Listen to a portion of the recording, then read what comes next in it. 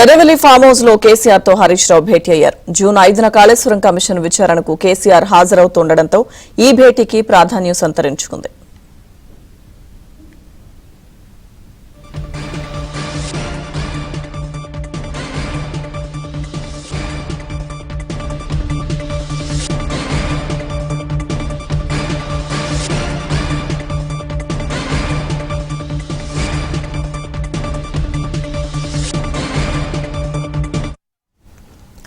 Erravelli farm house లో కేసీఆర్ తో హరీష్ రావు భేటీ అయ్యారు. జూన్ 5న కాళేశ్వరం కమిషన్ విచారణకు కేసీఆర్ హాజరవుతుండటంతో ఈ భేటీకి ప్రాధాన్యం సంతరించుకుంది.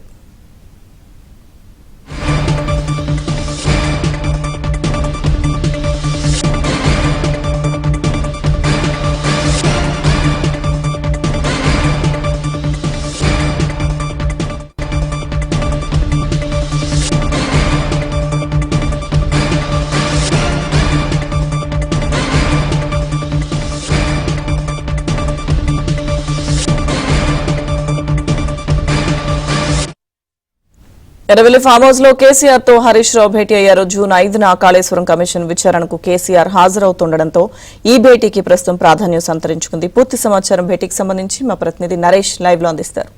నరేష్, నేత కేసీఆర్ తో ఆ పార్టీ సీనియర్ నాయకులు హరీష్ రావు, పల్లా రాజేశ్వర రెడ్డి, వేముల ప్రశాంత్ రెడ్డి, మాజీ మంత్రులు వీళ్ళిద్దరూ కూడా వాళ్ళతో పాటు ఇతర బీజేపీ ఏదైతే బీఆర్ఎస్ నాయకులంతా కూడా సమావేశమయ్యారు. ఇది ఒక కీలక సమావేశంగా కూడా చెప్పవచ్చు.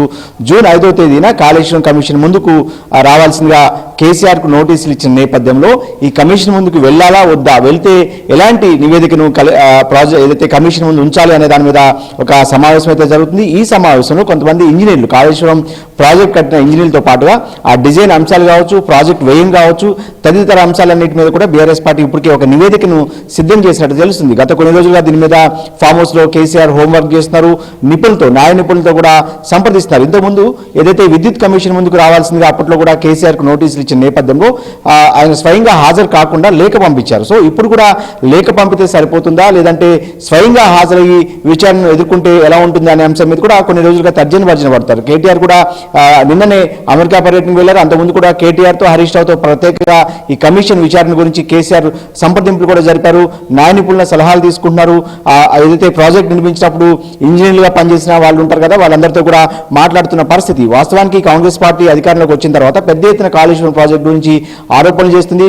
1,00,000 కోట్ల అవినీతి జరిగిందంటూ కూడా కాంగ్రెస్ పార్టీ ప్రతిరోజు కూడా నిత్యం కాళేశ్వరం చుట్టూనే ఈ రాజకీయాన్ని కూడా తిప్పుతున్న నేపథ్యంలో ఒక రకంగా ఎలక్షన్స్ ముందు కూడా 2023 అసెంబ్లీ ఎన్నికల కంటే ముందు కూడా కాంగ్రెస్ పార్టీ కాళేశ్వరం ప్రాజెక్టును బూచిగా చూపించి అధికారంలోకి రావడానికి కాళేశ్వరం ప్రాజెక్ట్ ని ఉపయోగించుకుంది. ఒక రకంగా కాంగ్రెస్ పార్టీ అప్పట్లో చెప్పిన ఏదైతే ఆరోపణలు ప్రజలు కూడా కొంతమేరకు రిసీవ్ చేసుకున్నారు. సో దీంతో కాళేశ్వరం ప్రాజెక్టులో పెద్ద ఎత్తున అవినీతి జరిగింది, పెద్ద ఎత్తున కేసీఆర్ కుటుంబం ఈ ప్రాజెక్ట్ ద్వారా ఆర్థికంగా లబ్ధి పొందింది, అవినీతి జరిగింది అనేది కాంగ్రెస్ పార్టీ చెప్తున్న మాట. దీనికి అటు బీఆర్ఎస్ కూడా చాలా గట్టిగానే బదిలిస్తూ వస్తుంది. చాలా కాలంగా దీని మీద విమర్శలు ప్రతి విమర్శలు జరుగుతున్నప్పటికీ కూడా ఏకంగా ఒక కాళేశ్వరం కమిషన్, ఒక ఏదైతే సిట్టింగ్ జడ్జితో కాళేశ్వరం కమిషన్ కూడా ఏర్పాటు చేసిన పరిస్థితి. అటు కేసీఆర్ కు, అప్పుడు ఏదైతే ఇరిగేషన్ మంత్రిగా పనిచేసిన హరీష్ రావుకు, అప్పట్లో అదే మొదటి ప్రభుత్వం 2014 నుంచి 2018 వరకు కేసీఆర్ ప్రభుత్వంలో ఆర్థిక మంత్రిగా పనిచేసి ప్రస్తుతం బీజేపీలో ఉన్న ఈటెల రాజేందర్ కు నోటీసులు పంపిన పరిస్థితి. జూన్ 5న హరీష్ రావు ఏదైతే జూన్ 5న బీఆర్ఎస్ అధ్యక్షుడు ఉన్న కేసీఆర్ విచారణకు రావాల్సి ఉంటుంది. జూన్ 9న హరీష్ రావు వెళ్ళబోతున్నారు. జూన్ 11న ఈటెల రాజేందర్ కూడా ఈ విచారణ ఎదుర్కోవాల్సి ఉన్న నేపథ్యంలో ఇప్పుడు ఏం చేయాలి అనే అంశం మీద అయితే కేసీఆర్ చాలా సుదీర్ఘంగా మంత్రాలు జరుపుతున్నారు. చాలా కీలకమైన మీటింగ్ గా కూడా చెప్పవచ్చు. ఎందుకంటే కేసీఆర్ ఈ కమిషన్ విచారణ ఎదుర్కోవడానికి దాదాపుగా ఆయన మానసికంగా కూడా సిద్ధమైనట్టు పార్టీలో ప్రచారం జరుగుతుంది. ఎందుకంటే కాంగ్రెస్ పార్టీ చేస్తున్న ఆరోపణలు ఒకవేళ అంటే విచారణ కనుక ఎదుర్కోకుండా మళ్ళీ లేఖ పంపి దూరంగా ఉంటే భయపడి ఏదైతే తప్పు చేశారు కాబట్టి విచారణ ఎదుర్కోవడానికి భయపడుతున్నారన్న విమర్శలు కాంగ్రెస్ పార్టీ నుంచి ఖచ్చితంగా వచ్చే అవకాశం ఉంటుంది. సో కాంగ్రెస్ పార్టీకి ఆ అవకాశం ఇవ్వకుండా ఉండాలంటే కేసీఆర్ ఖచ్చితంగా ఈ విచారణ ఎదుర్కొంటేనే బాగుంటుందన్న అభిప్రాయం కూడా పార్టీలో సీనియర్లు వ్యక్తం చేస్తున్నారు. గత 2-3 రోజులుగా ఈ అంశం మీద పార్టీలో తీవ్ర చర్చ జరుగుతుంది. కేసీఆర్ ఏదైతే విచారణ ఎదుర్కొంటే బాగుంటుందన్న చర్చ కూడా నడుస్తున్న నేపథ్యంలో ఇప్పుడు హరీష్ రావు కాసేపటి క్రితమే ఫామ్ హౌస్కి వెళ్ళారు. అటు వేముల ప్రశాంత్ రెడ్డి గత ప్రభుత్వంలో ఆయన మంత్రిగా పనిచేశారు. పల్లా రాజేశ్వర రెడ్డి కేసీఆర్ కు అత్యంత సన్నిహితుడు, కేసీఆర్ కోర్టులో వన్ ఆఫ్ ది ఇంపార్టెంట్ నాయకుడు. సో వీళ్ళంతా కూడా వీళ్ళతో పాటు మరి కొంతమంది నిపుణులు కూడా ఉన్నట్టు తెలుస్తుంది.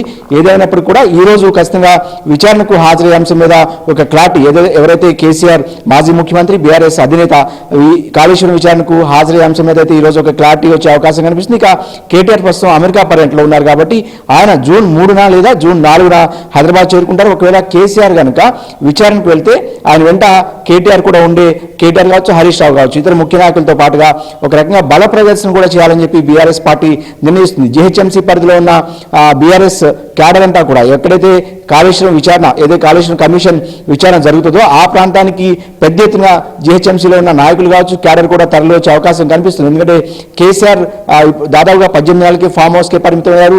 కేసీఆర్ను వాంటెడ్గా రేవంత్ రెడ్డి సర్కార్, ముఖ్యంగా ముఖ్యమంత్రిగా ఉన్న రేవంత్ రెడ్డి టార్గెట్ చేశారన్న ఇండికేషన్స్ను ప్రజల్లోకి పంపించాలంటే ఖచ్చితంగా క్యాడర్ను కూడా అక్కడికి పిలవడం ద్వారా జీహెచ్ఎంసీ పరిధిలో ఉన్న లీడర్స్ కావచ్చు, క్యాడర్ కూడా పెద్ద ఎత్తున ఎవరైతే కేసీఆర్ ఆ రోజు విచారణకు హాజరైతే కనుక అక్కడ చేరుకునే అవకాశం కూడా కనిపిస్తుంది. సో ఏదైనప్పుడు కూడా ప్రస్తుతం ఎర్రవల్లి ఫామ్ హౌస్ లో ఒక కీలకమైన సమావేశం అయితే జరుగుతోంది.